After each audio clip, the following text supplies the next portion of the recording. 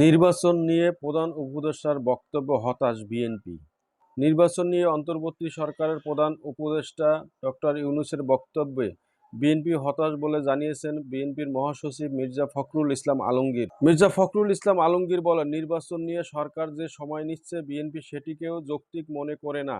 নির্বাচন কমিশন গঠন হয়েছে, এখন নির্বাচনের রোডম্যাপের কোনো বাধা নেই। নির্বাচন সংক্রান্ত প্রয়োজনীয় সংস্কার শেষ করেই দ্রুত নির্বাচন দেওয়া যেতে পারে বলে মন্তব্য করেন বিএনপির মহাসচিব। বিএনপির স্থায়ী কমিটির সভা প্রসঙ্গ টেনে তিনি বলেন, নির্বাচন নিয়ে সবাই মনে করে ডক্টর ইউনূসের বক্তব্য অস্পষ্ট, কোনো সুনির্দিষ্ট কোনো ব্যাখ্যা নেই। বিএনপি মহাসচিব আরও বলেন, বিজয় দিবসে দেওয়া জাতির উদ্দেশ্যে ভাষণে 2025 সালের ডিসেম্বরে অথবা 26-এর প্রথমার্ধে নির্বাচন করার কথা বলেছেন প্রধান উপদেষ্টা, যা একেবারেই অস্পষ্ট। সুনির্দিষ্ট সময় উল্লেখ নেই।